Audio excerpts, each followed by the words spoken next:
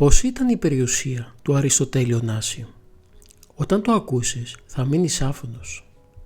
Το 1964 ο Αριστοτέλης Ωνάσης, απευθυνόμενος στους δημοσιογράφους τους έθεσε την εξής ερώτηση: όποιος βρει την πραγματική μου περιουσία κατά προσέγγιση θα του δώσω $10.000. Εκείνη την εποχή τα $10.000 ήταν πάρα πολλά λεφτά.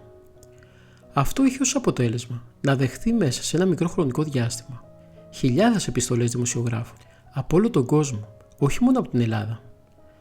Έβαλε λοιπόν τους συνεργάτες τους να διαβάσουν όλα εκείνα τα γράμματα. Όμως ένα γράμμα ξεχώριζε. Ο Ωνάσης το πήρε, το διάβασε και ύστερα από λίγη σκέψη είπε: «Ναι, αυτή είναι η σωστή απάντηση. Όποιος έγραψε αυτό το γράμμα, αυτός θα πάρει το χρηματικό έπαθλο». Το γράμμα ήταν μιας δημοσιογράφου από τη Σουηδία, η οποία του έγραψε: «Κύριε Αριστοτέλη, η προσωπική σας περιουσία είναι 2 μέτρα γη. Πρέπει να μαζευτούμε, να μαζέψουμε και τη διάνοια και την ψυχή, όλα, και να κλείσουμε τις θύρες. Ποιες είναι οι θύρες? Είναι οι αισθήσεις. Μαζέψου μέσα και κλείσε τις πόρτες. Μείνε λίγο με τον εαυτό σου, βρε παιδί μου. Θα πεθάνεις και δεν θα τον έχεις γνωρίσει. Θα φύγεις και δεν θα τον έχεις αγαπήσει. Δεν θα τον έχεις πονέσει. Άμα δεν τον έχεις πονέσει, πώς θα τον σώσεις? Άμα δεν τον έχεις αγαπήσει, πώς θα αγαπήσεις τον άλλον?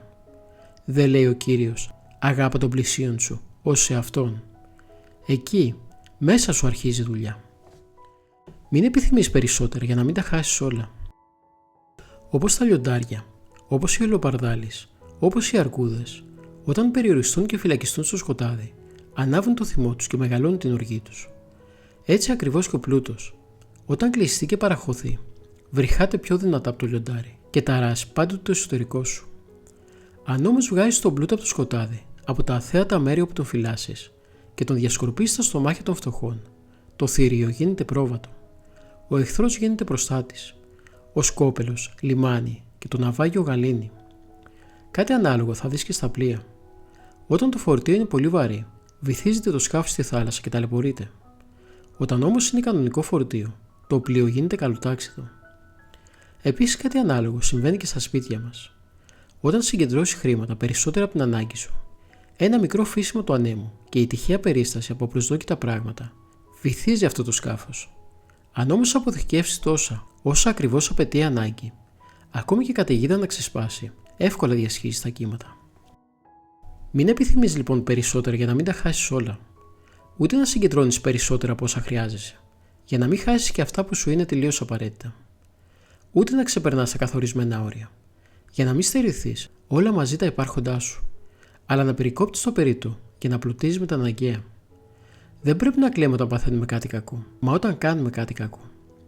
Τη λύπη την έβαλε μέσα μας ο Θεός, όχι όμως για να μην τα χειριζόμαστε άσκοπα ή και βλαπτικά, σε ακατάλληλο χρόνο και σε αντίθετες συνθήκες στη φύση μας περιστάσεις, κλονίζοντας έτσι την υγεία της ψυχής και του σώματος, αλλά για να αποκομίζουμε από αυτήν όσο γίνεται μεγαλύτερο πνευματικό κέρδος. Γι' αυτό δεν πρέπει να λυπόμαστε όταν πεθαίνουμε κάτι κακό, μα όταν κάνουμε κάτι κακό. Εμείς ωστόσο έχουμε αντιστρέψει τα πράγματα. Έτσι και αμέτρητα κακά να διαπράξουμε, ούτε λυπόμαστε ούτε ντρεπόμαστε. Αν όμως πάθουμε και το παραμικρό κακό από κάποιον, τότε τα χάνουμε, βαριοθυμούμε, γινόμαστε συντρίμμια και δεν συλλογιζόμαστε πως η θλίψη και οι πειρασμοί φανερώνουν τη φροντίδα του Θεού για μας και περισσότερο από τα ευχάριστα περιστατικά. Αλλά γιατί αναφέρω τις θλίψεις αυτής της ζωής? Μήπως και η απειλή του αιώνιου κολασμού δεν αποτελεί τη φιλανθρωπία του Θεού καλύτερα από την υπόσχεσή του για την ουράνια βασιλεία? Γιατί αν δεν υπήρχε η απειλή του αιώνιου κολασμού, λίγοι θα ήταν εκείνοι που θα κέρδιζαν τη σωτηρία.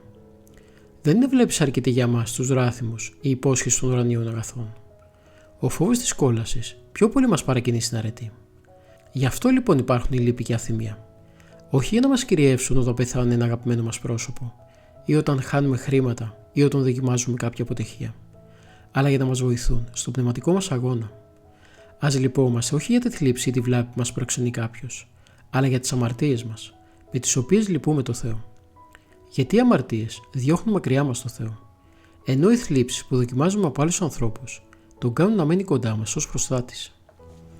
Άλλωστε, πρέπει να το πάρεις απόφαση, άνθρωπέ μου, ότι στη ζωή αυτή θα έχεις βάσανα.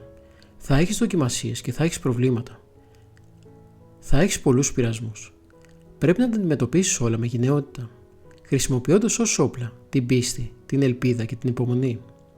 Ας εύχεσαι βέβαια να μην πέσεις ποτέ σε πειρασμό. Όταν όμως παραχωρεί κάποιον ο Θεός, μην ταράζεσαι. Κάνε ό,τι μπορείς για να φανείς αληθινός στρατιώτης του Χριστού. Δεν βλέπεις που οι γενναίοι στρατιώτες, όταν η σάλπιγγα τους καλεί στη μάχη, αποβλέποντας τη νίκη, θυμούνται τους ένθοξους προγόνους τους, που έκαναν μεγάλα κατορθώματα και ρίχνονται με θάρρος στον αγώνα. Όμοια και εσύ θα κάνεις, όταν έρχεται η ώρα της πνευματικής μάχης, να θυμάσαι τα κατορθώματα των Αγίων Μαρτύρων και να αγωνίζεσαι με γενναιότητα, με πίστη και με χαρά. Δεν μπορεί λοιπόν ποτέ να λυπάται ο χριστιανός.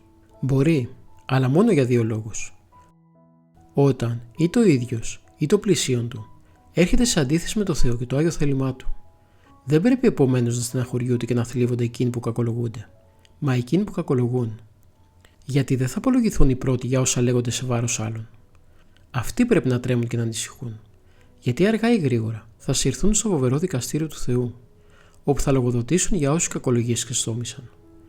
Και εκείνοι που κακολογούνται πάντως πρέπει να ανησυχούν, αν όσα λένε για αυτούς είναι αληθινά. Αξιολύπητη βλέψη είναι η αμαρτωλή, έστω κι αν κανένας δεν τους κατηγορεί.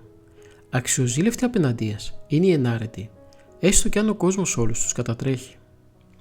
Γιατί όταν η συνείδηση ενός ανθρώπου είναι ήσυχη, όσες τρικυμίες κι αν ξεσηκώνονται εναντίον του, αυτός θα βρίσκεται πάντα σε λιμάνι γαλήνιο. Όταν όμως η συνείδησή του είναι ταραγμένη, ακόμη κι αν όλα του έρχονται ευνοϊκά, θα βασανίζεται σαν τον ναυαγό στη φουρτουνιασμένη θάλασσα. Του Αγίου Ιωάννου του Χρυσοστόμου.